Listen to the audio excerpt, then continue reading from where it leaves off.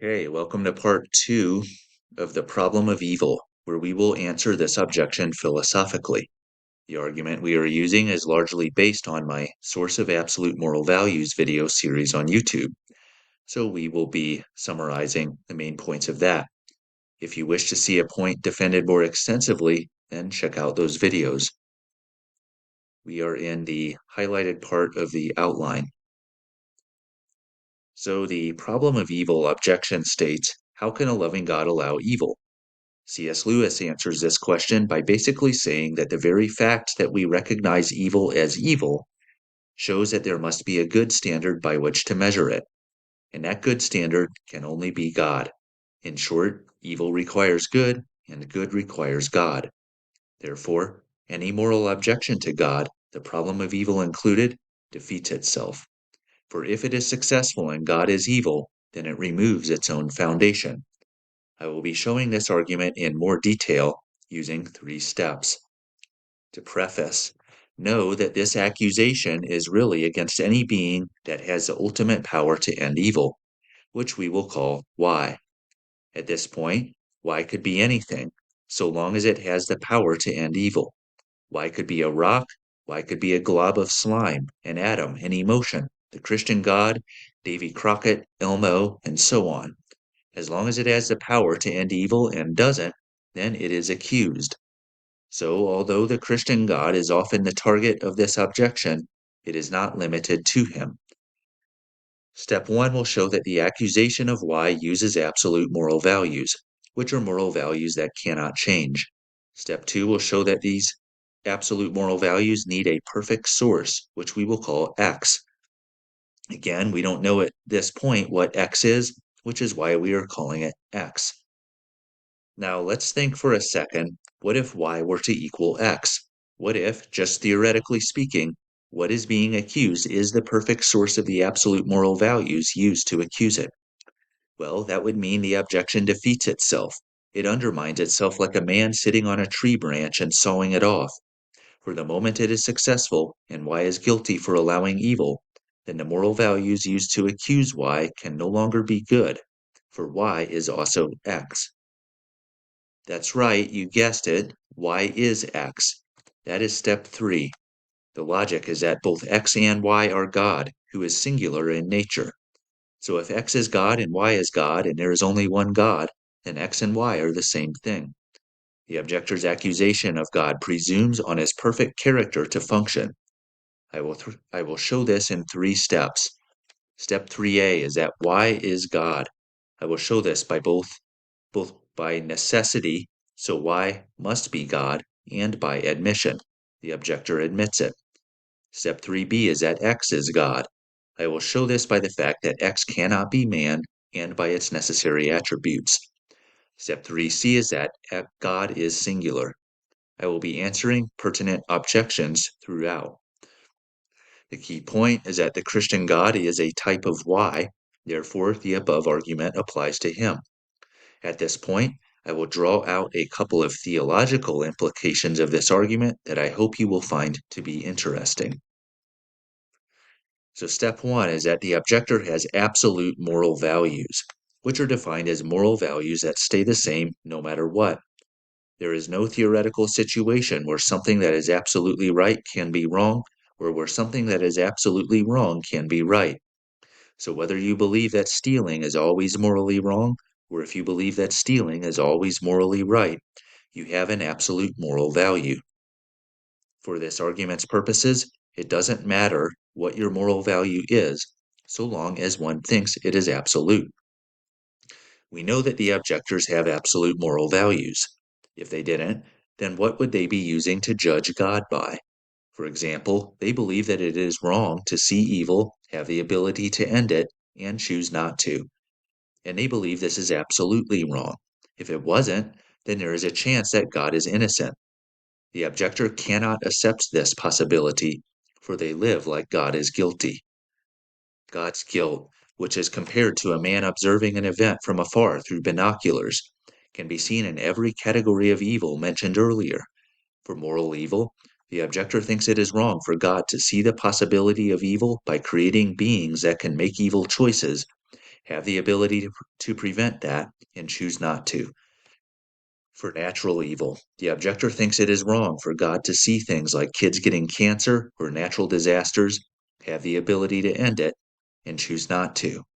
For the consequences of moral evil, the objector thinks it is wrong for God to see things like sex slavery or genocide, have the ability to end it, and choose not to. They also imply that sex slavery and genocide are morally wrong. And all these are different forms of their chief absolute moral value, which is that to see evil, have the ability to end it, and choose not to is absolutely morally wrong. If they did not believe this, if there was a chance that God was innocent, their objection would have no basis. Know that the part of this argument that will trigger the most objections is saying that the objector has absolute moral values.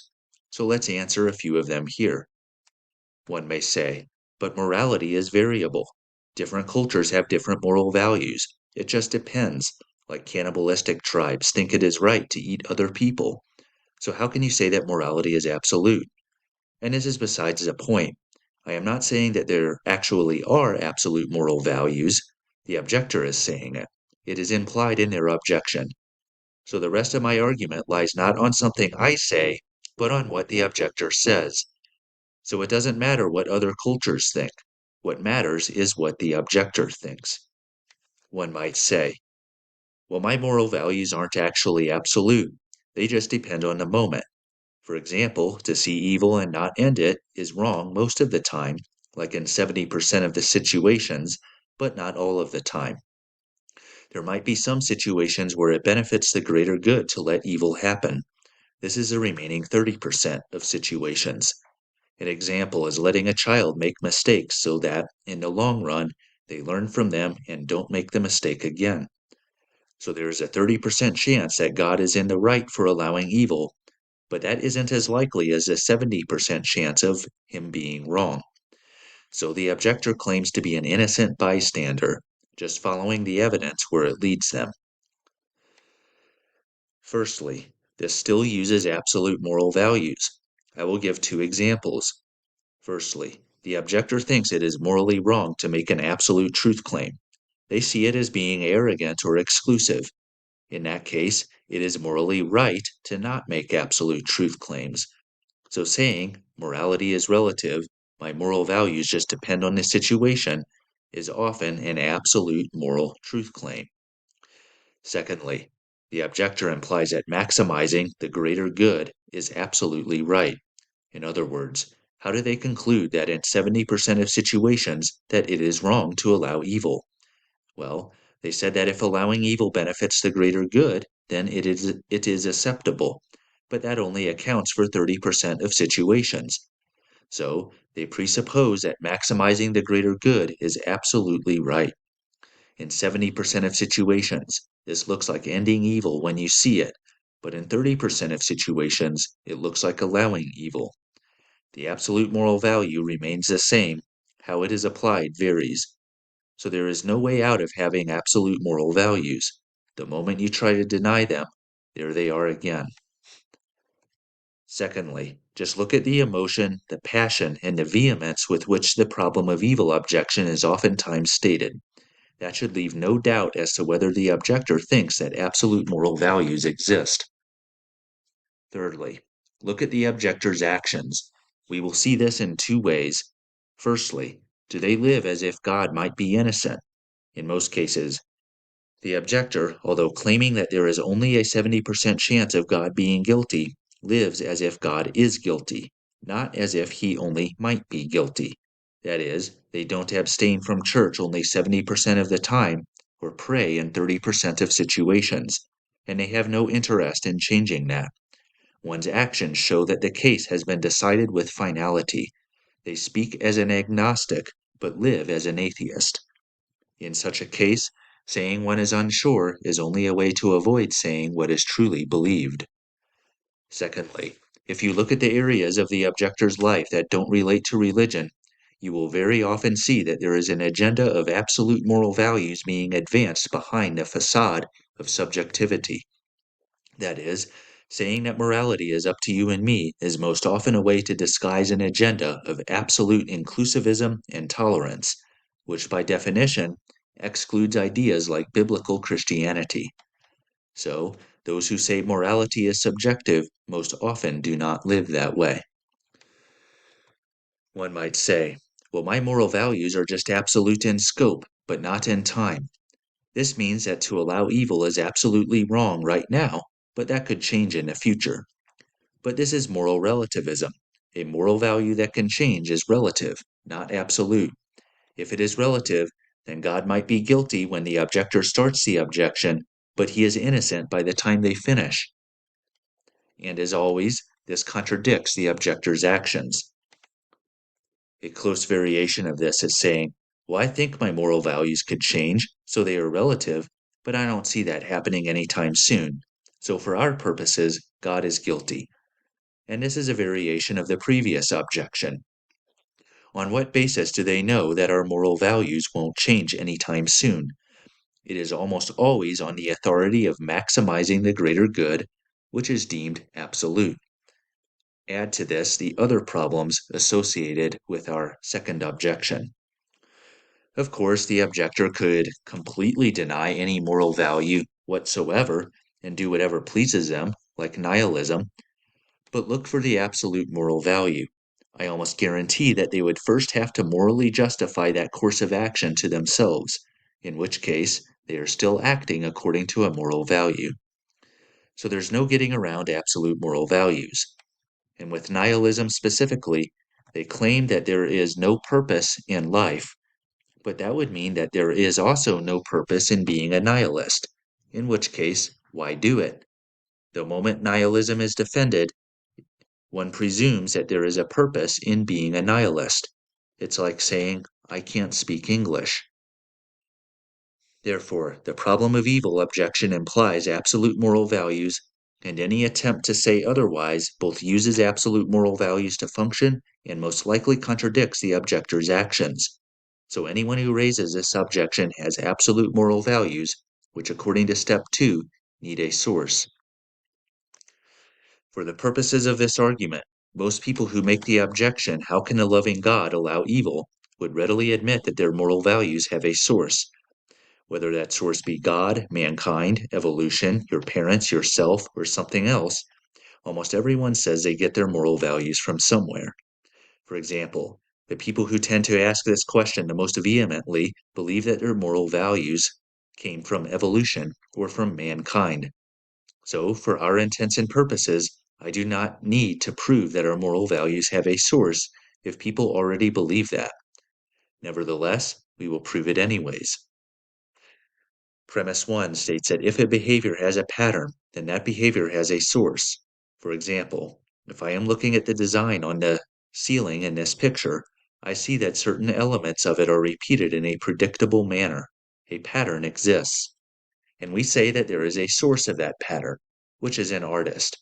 So the artist is the source of the pattern that the arrangement of the paint follows. Or, if I drop a book repeatedly and each time it falls to the ground, we would say that the movement of the book has a pattern. It falls to the ground every time. And we would say that there is a source of that pattern, which is the law of gravity. So gravity is the source of the pattern that the movement of the book follows. In the same way, absolute moral values follow a pattern, in that they are the same every time. If they were random, that would not be the case. So we can deduce that this pattern needs a source, which is our conclusion.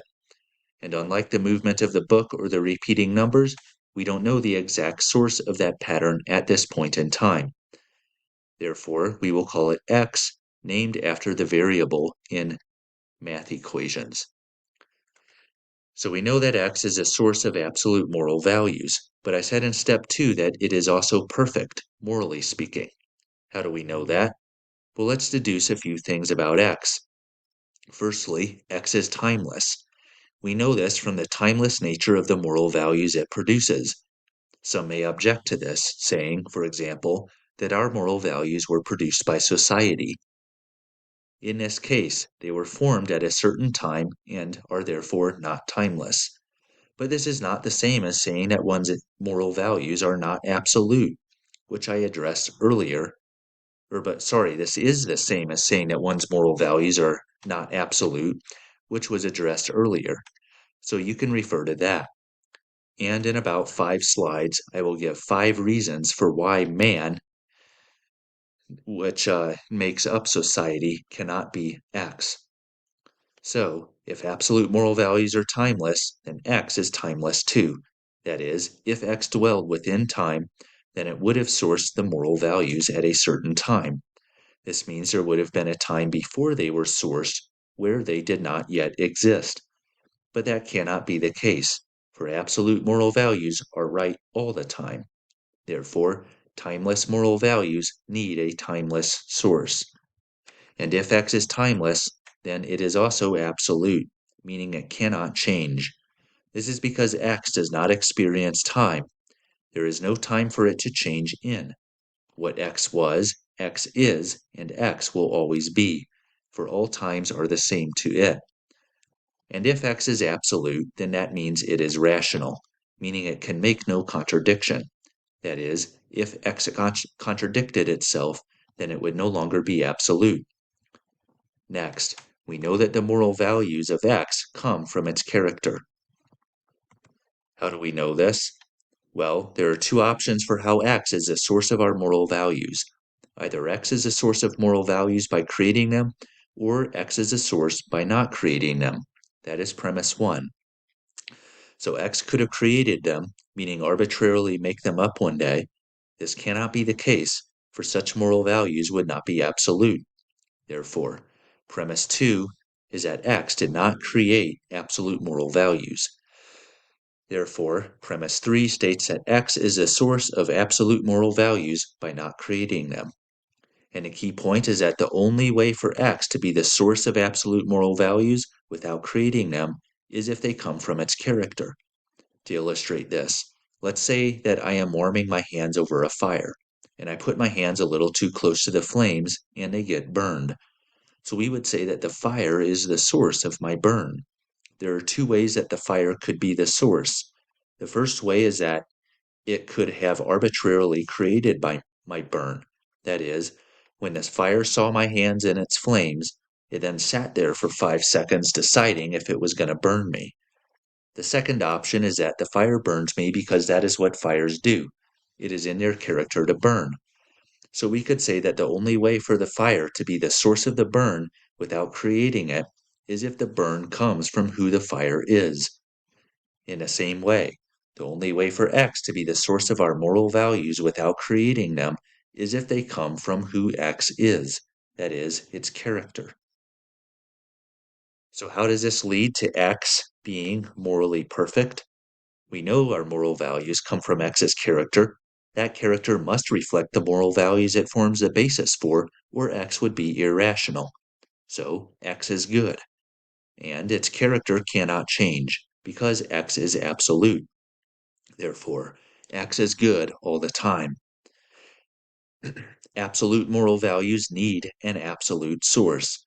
And remember, it doesn't depend what your moral value is, so long as it is absolute. An alternative way of looking at this is as follows. Morality must have a reason, and that reason must be inherently good. If I am to exhibit a certain moral behavior, I must provide a reason for why that behavior is good.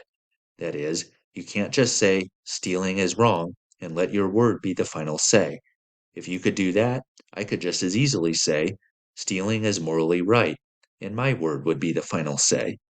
So, we must appeal to a reason that exists outside of both you and me. And yet, the moment we give a reason for a moral behavior, that behavior loses its inherent value. So if I say stealing is morally wrong for reason X, Y, or Z, I am saying that stealing is quote unquote wrong, not because of any inherent value, but because of the reason I give. That is, morality is just a means to an end. It has no inherent value. This is known as the is to ought problem in ethics. So we have a dilemma. Morality needs a reason, and the moment we give one, our behaviors lose their inherent value. Unless, of course, Our reason for behaving morally is inherently good, like the moral values it provides the basis for. In this way, X is our reason for behaving morally, and yet our moral values remain inherently good because X is inherently good. No matter which way you look at it, X is morally perfect. So here is the original argument. We have just completed step 2. The absolute moral values the objector uses to accuse Y presuppose a source X that is morally perfect. Here we ask the question, what if Y equals X? What if the objector is accusing? What if what the objector is accusing is the morally perfect source of the moral values that fuel that accusation? Well, then your argument would defeat itself. I will show that X and Y are the same being by showing that they are both God, and that God is singular. The first step of this is to show that Y equals God. We know that Y is God because the objector oftentimes admits it. That is, you don't hear someone on the street complaining, why does Y allow so much evil? You hear, why does God allow so much evil? Although they could theoretically accuse other things, so long as that thing has the ability to end evil, they specifically target the Christian God. But even if they didn't, we would know that Y is God necessarily. That is, Y must be God, or at least a being very much like him, by way of its attributes. For example, whatever is being accused must have enough power to end evil. That is a lot of power. And it must have the ability to create beings that can make choices, which adds to its power. And if us being able to make choices is part of its will, then there is no choice that we make that does not follow its will in some way. Therefore, whatever is being accused must be sovereign, meaning its will cannot be contradicted. It must be aware of evil in some sense, meaning it is sentient. And it must not only be aware, but know what right and wrong is. That is, if it simply didn't know any better for allowing evil, the objector could not accuse it. So it has a conscience, and it must be able to make the choice to allow evil. So it is willful, and if it is willful, it is also alive. So whatever is being accused is very powerful, can create willful beings, is sovereign, aware, conscientious, willful, and alive. This thing is necessarily God, or at least very similar to him. Therefore, the problem of evil accusation targets the group of deities traditionally called God, both by necessity and by admission. Now, one could say, well, the being I am accusing is only similar to God, but is not actually God. And this is technically possible. You could have a being with all these attributes that is not God. However, the objector must give some evidence for why that is the case. You can't say that something is only theoretically possible and then live like it is true. That is not how we behave in other areas, and it is therefore dishonest. And such a being usually exists only in theory, for its only purpose in existing is to provide the objector with an escape route from this argument. They did not get there by evidence. Besides, as noted, the objector almost always admits that it is God they are accusing. Therefore, Y is God both by admission and by necessity. Step 3b is that X is God. We know this firstly by its attributes. Remember, absolute moral values need an absolute source. You can see these attributes defended in more detail in part 4 of my argument from absolutes on YouTube, or in part 3 of the cosmological argument series, but I will summarize the rationales here. We already know that X is timeless, absolute, rational, that its character inspired our moral values, and that it is morally perfect. We can add that X is eternal, meaning it has no beginning and no end. This is because it does not experience time. Also, X is uncaused. That is, if X was caused, then whatever caused it would be the source of absolute moral values, thus making that thing X. Moving on, if something had a beginning, then it would need a cause. Things don't pop into existence on their own. Since X has no cause, it can have no beginning. Moving on, all matter has a beginning, as seen by the evidence for the Big Bang. Since X has no beginning, it cannot be made of matter, meaning it is immaterial. The natural laws only apply to matter. Since X is immaterial, X must also be supernatural. Absolute moral values behave according to a pattern. They are not an accident, meaning that whatever sourced them must have done so deliberately. So, X has a will. Wills only belong to living things. No matter how complex a machine is, it does not want things. Therefore, X is alive. So, what do we call something that is uncaused, without a beginning, immaterial, supernatural, willful, alive, timeless, eternal, absolute, and rational?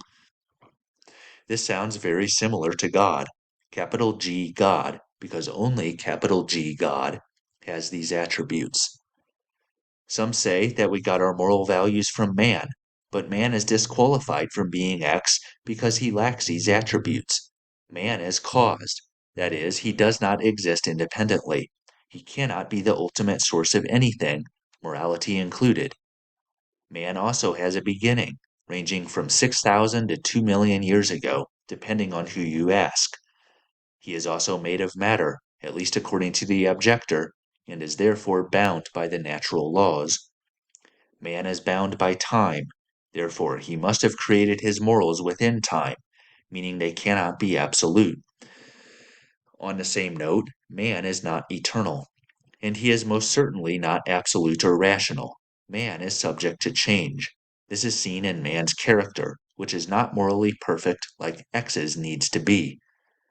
Therefore, man lacks the qualities needed to be the source of absolute moral values, qualities that only God has.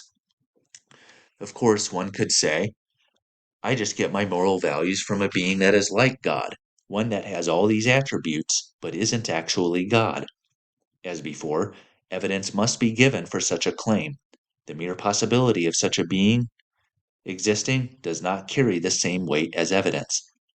It is ironic that the burden of proof placed upon Christians is often much heavier than it is on those making the objection, when in reality, both sides are making truth claims. Furthermore, such a being, which is invented out of thin air, only exists to serve the purposes of the objector who created it, that they might have a way to escape from the moral argument. So, the objector is still X, for they get the ultimate say in what is right and what is wrong. Do you think that this deity would ever tell the objector to do something that they don't want to do? No, for it only exists to serve their purposes, for it was created in their image according to their desires. Such a being cannot be X, the person who invented it is. That presents a real problem, for the objector lacks the attributes needed to be X, and man cannot be X for other reasons, which I am about to explain. The significance is that if man is not X, then God is, for there are only two options. Some may say that this is a false dichotomy, that there are more options than just man or God. This will be answered later, but for now, let's focus on why man cannot be X. Man-made morality has 5 problems. Some of these I explain in more detail in other videos, such as Part 3 of The Source of Absolute Moral Values, or in Part 5 of Evolution. A good way to summarize these is that man-made morality is built on an unstable foundation, just like building a house on sand rather than the rock. We see this firstly in that man-made morality has an unjustified source. Usually, the man-made systems say that our moral behaviors are ultimately in order to preserve self or the species or the society one is in. For example, a society where the people murder and rob each other doesn't last for long. If the society goes, the people within it go, so the people had better show decent behavior for their own sakes. Now, what these systems fail to explain is why preserving self or society or species is morally good. They cannot explain this, for the assumption that preserving self is good forms the basis for what is right and wrong. Note that moral values that Christianity offers are different, because unlike survival of self or survival of species, its reason for behaving is inherently good. So why can't self-preservation be inherently good, like the Christian God? Because what preserves self is different from you to me to someone else. And if that is what our morality is based off of, then we have conflicting moral values, which cannot be absolute. The values the Christian God gives have no conflict, for they come from his unchanging character. And unlike the man made systems, they do not come from a desire to preserve self, for he is not threatened by evil like man is. Because man made systems have an unjustified source, they devalue morality, which is the second problem. That is because morality is treated as nothing more than a means to an end. Its only purpose is to help us survive. So these systems fail to explain why certain things are inherently good or inherently bad. If morality is simply a means to an end, then these man made systems fail to justify truly altruistic behavior, which is the third problem. For the reason one is doing good things is ultimately to benefit self. I am not saying that a person who says our morals come from man can't be altruistic. There are plenty of such people who are altruistic. What I am saying is that man made systems provide no basis for altruism. Therefore, those who behave altruistically and say morality comes from man are acting in a way that is inconsistent with their worldview. While it is true that religions like Christianity give a reward for good behavior, the reward is not the reason for our morals like it is in man made systems. Also, coming for problem number two is the idea that the moral values in man made systems can change, which is the fourth problem. If something is right just because it helps us survive, then any behavior could be justified so long as it helps us survive. The fact that this can theoretically happen is enough to disqualify man from being X. But if you look through history, there is real risk associated with this. In World War II, the Germans set up the survival of the Aryan race as the ultimate good. And according to many man made systems, if the Germans had won, taken over the world, and killed everyone else, then whatever morals they decide on are right, for morality is ultimately made up by society. The bottom line is that if man creates a moral behavior, then man can take it away. This makes such moral values not absolute. This is not the case with Christianity, where the moral values come from God's unchanging character. For these reasons, the moral values in man made systems are not absolute, meaning that man is not X. Trying to get moral values from man is like trying to build a house on sand. Such a system crumbles because it lacks a stable foundation. Is the source of man made morals inherently good? Is morality treated as anything more than a means to an end? If not, then how can one justify altruistic behavior?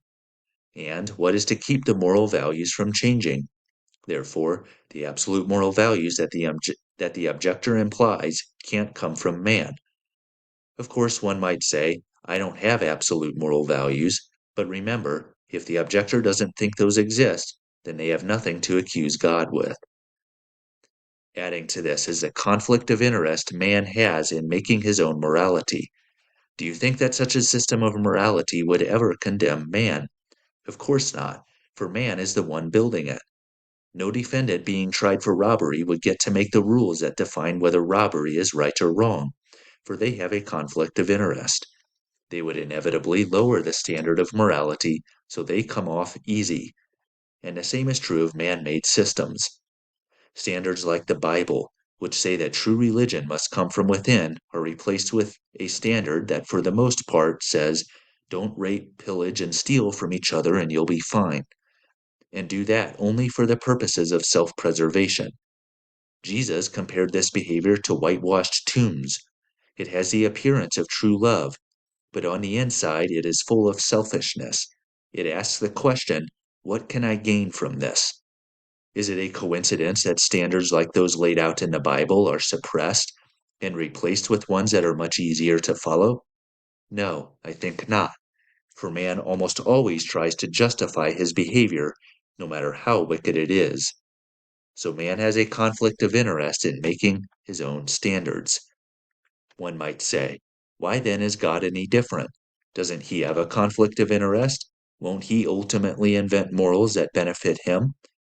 No, for his standard is perfection and is not something he could possibly benefit from unless he actually followed it.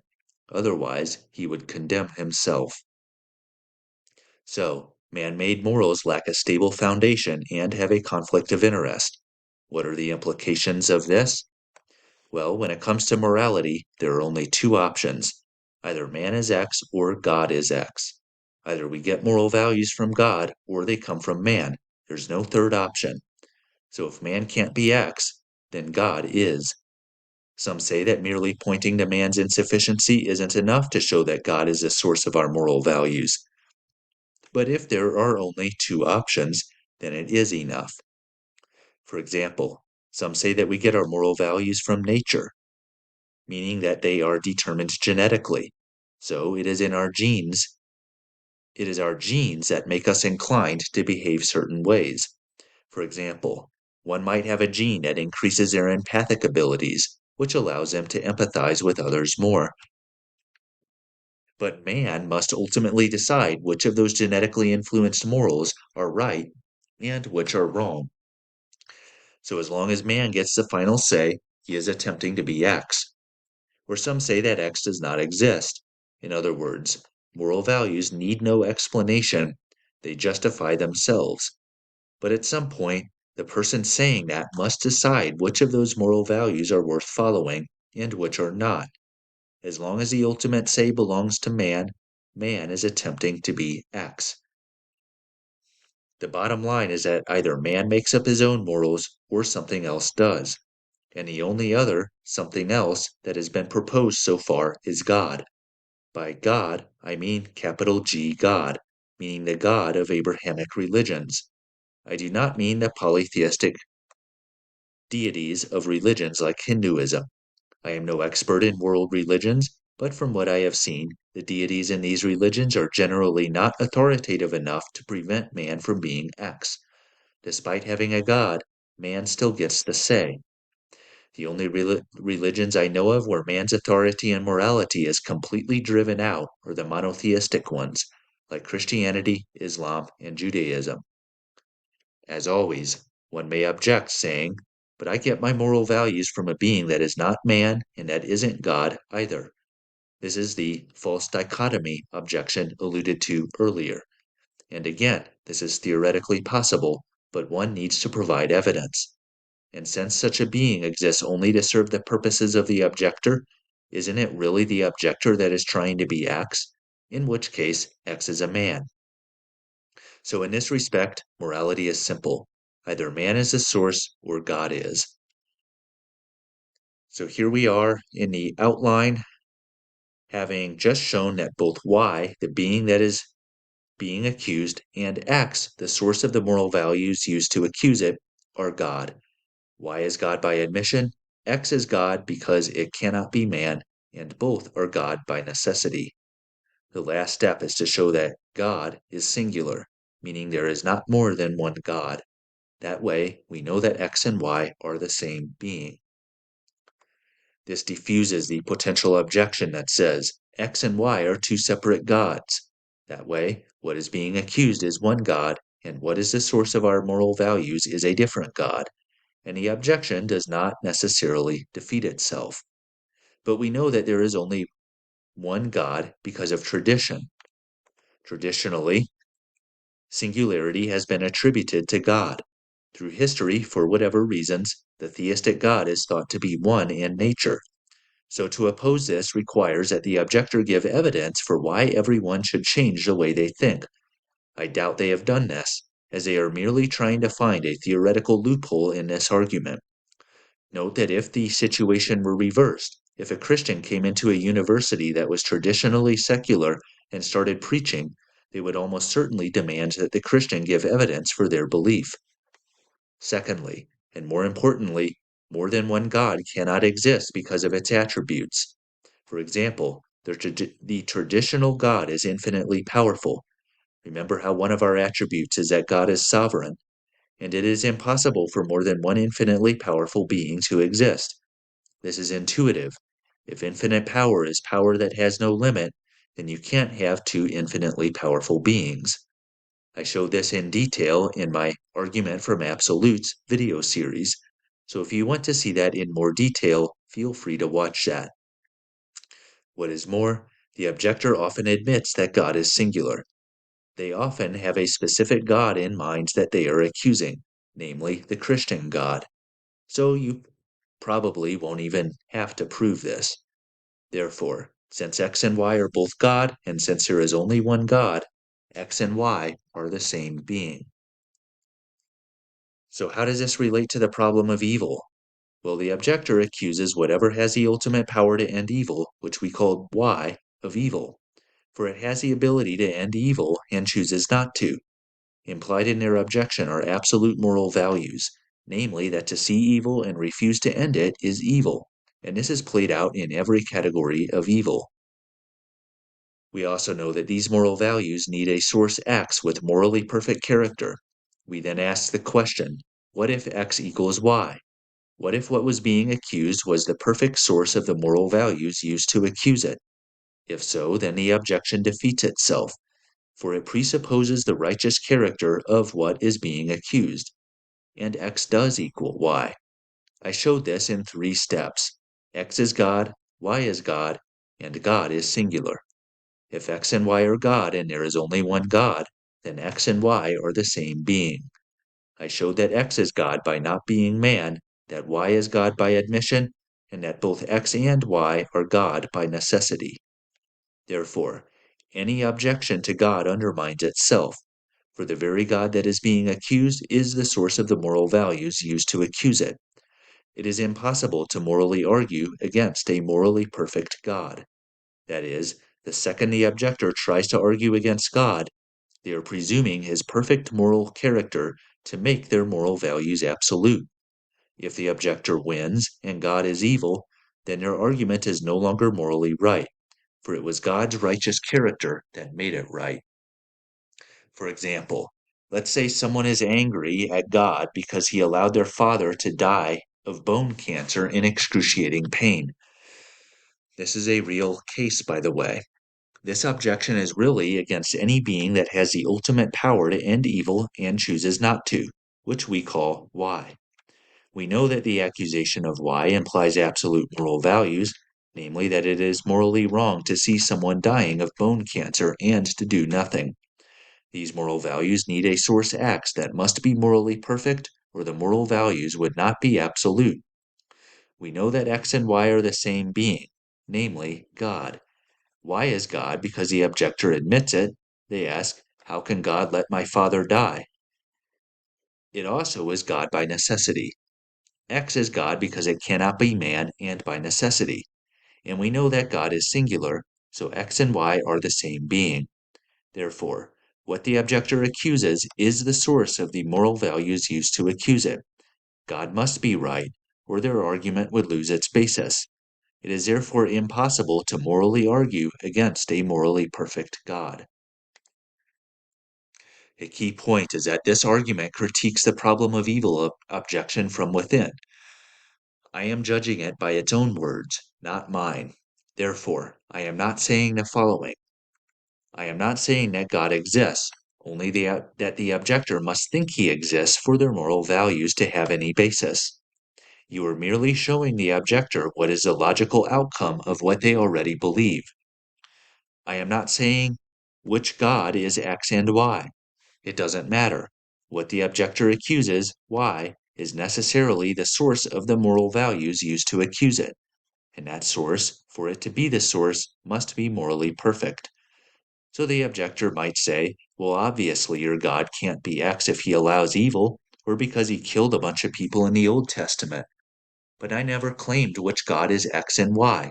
I don't have to. All we need to know is that X and Y are the same being. I am not saying what is right and wrong. I do not have to say it. All I need to know is that what the objector accuses, Y, must in their mind be the source of their sense of right, regardless of what that sense of right is. X equals Y. Let us take a cannibal who lives on an isolated island. This cannibal thinks it is morally right to eat other humans, and that it is morally wrong to not do so. In fact, he is so upset at God that the rest of the world is inhabited by savages living in air conditioned buildings who eat Big Macs and French fries and think it is not okay to eat other humans. So our cannibal says in his heart, how can a loving God allow such evil? They accuse Y. In this case, Y is God. He has the ultimate power to end evil. To do that, the cannibal uses moral values with a source X. This source must meet the cannibal's definition of moral perfection, which in this case means supporting cannibalism. We know by the attributes of X and Y that they are the same being. I am not saying that there is a God out there who condones cannibalism. I am only saying that the cannibal, to be consistent, must admit that there is a God out there who does, and that it is that same God that they are accusing. Therefore, to morally argue against such a God is self-defeating, for the very moral basis of the cannibal's argument comes from God's character. If the cannibal wins, and God is the type of savage that condemns cannibalism, then his argument is no longer morally right, for it was God's cannibalistic nature that made it right. And this is all according to what the cannibal says, not anything I say. Now let me be clear. I am not saying that God supports cannibalism, only that for one to think that he should and then blame him for violating that standard is self-defeating. For what one accuses, Y must also be the source of the moral values used to accuse it, regardless of what those moral values are. I am judging the objector's argument according to its words, not mine. I make this distinction to save time. Now you don't have to debate which moral values are right or wrong. For these purposes, it does not matter. So, I am not saying what is right or wrong. I am also not saying what God's character is. I don't have to know what his character is, only that his character is such that it meets the objector's definition of moral perfection. If it didn't, then it could not be X. There is only one God. That God both has the power to end evil and is the source of our absolute moral values. I am not saying that God exists, or which deity X and Y specifically is, or what those moral values are, or what that God's character is like. One does not need to say any of these things. The only truth claim I am making here is that X and Y are the same being. The entire weight of the argument depends on that truth claim, which is why I defended it so extensively. So that's taking an internal look. Let's zoom out a minute and take an external look. Let's assume for a minute that Y is the Christian God. Why would I assume this? Because there is a large amount of evidence, not presented in these videos, that suggests that the Christian deity is Y and that other deities are not. So I think it is safe to assume this. Doing so will yield some eye-opening theological implications. Firstly, we ask, can God be morally judged? No, for if God's character forms the basis of our moral values, then we cannot judge him by some outside standard. Let's say we found out that God has been hiding from us his true character all this time, and he is actually evil, and we condemn him, God is guilty. What standard would we use to do that? There is no other, for our very definition of right comes from God's character. To be upset at God because he contradicts your definition of moral rightness is a self-defeating argument. Imagine I am using a tape measure to measure the length of the table, which is 30 inches. The accuracy of the tape measure is assumed when I use it to measure. Now imagine I got to thinking, man, I'm not sure if this tape measure is actually correct, and I then proceed to use the table to measure the tape measure. I determine that the table is 30 inches long, and with that measurement, I determine that there is some flaw in the tape measure. That would be silly, for the only reason I am able to use the table to measure is because I assumes the accuracy of the tape measure. Likewise, to use the moral values that are measured by God's character to condemn him is futile. So how do we know that God is good? We know it on the authority of the absoluteness of our moral values. It is his righteous character that makes them good. That is, God becomes bad on the same day that genocide becomes morally good, and God becomes evil at the same time cowardice becomes admirable and bravery becomes scorned upon. And the same would go for our cannibal friend in his own way. And we know that God's attributes are such that he has the authority to do this, something that man is incapable of. So people ask, how can God let my loved one die? Well, the only reason we think that being indifferent to evil is wrong is because God is not indifferent to it. In fact, God cares about evil more than we do. This must be the case, for God is morally perfect and we are not. In other words, if we who are imperfect care about evil, then how much more would a morally perfect God care about it? Evil breaks his heart, to the point that he was willing to bear it in its worst form on the cross. So whatever heartbreak is endured, and now fuels one's accusation of God, know that God's heart was broken even more. So God is our standard. That raises the question, why do we worship him? Is it because he is powerful? No, for we do not worship kings or presidents because of their power. Is it because he'll send us to hell if we don't? No, for that is not true worship. Is it because he is worshipped by others, like angels or Christians? No, for Satan is worshipped by some too. Do we worship God because he is good by some outside standard? No, we worship God because his character is the standard for goodness. He is more than good. Everything good finds its source in him. So if something is admirable or good or worth holding on to, it is only that way because those aspects of it find their source in an all good God. That makes him more than worthy of our worship. Now, one might say, well, you could defend any theistic religion with those arguments, so long as their deity has the attributes needed to be God, or needed to be X and Y. This is true, but merely defending something does not mean I think it is true. That is, I am defending many religions with this argument. That does not mean I think they are all true. The theistic religions should be immune to the problem of evil objection, but that does not mean that there aren't other areas that would disqualify most of them from being plausible. One might say, well then, you haven't proven your religion to be true, and I didn't need to prove it to be true. I am merely playing defense, defending it against a self-defeating objection. The fact that I could use this argument to defend multiple religions, even ones that contradict, does not make the objection any less self-defeating. So we see that to accuse God of evil is futile, for it is his righteous character that makes the accusation good.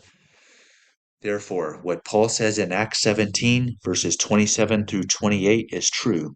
Yet he, referring to God, is actually not far from each one of us, for in him we live and move and have our being. The same is true of morality. God is not far from us. We have only to look inward at our moral values, for it is only in God that they have their being. And what C.S. Lewis said about God is true of morality. I believe in Christianity as I believe that the sun has risen, not only because I see it, but because by it I see everything else. So that is all of part 2. You might be wondering how to use this argument in an everyday conversation.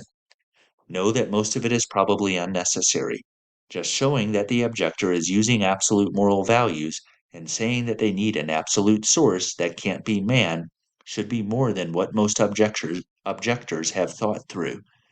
As it is, I included the detailed version to cover all bases. That is all of part 2. In part 3, we will take a more biblical approach. See you there.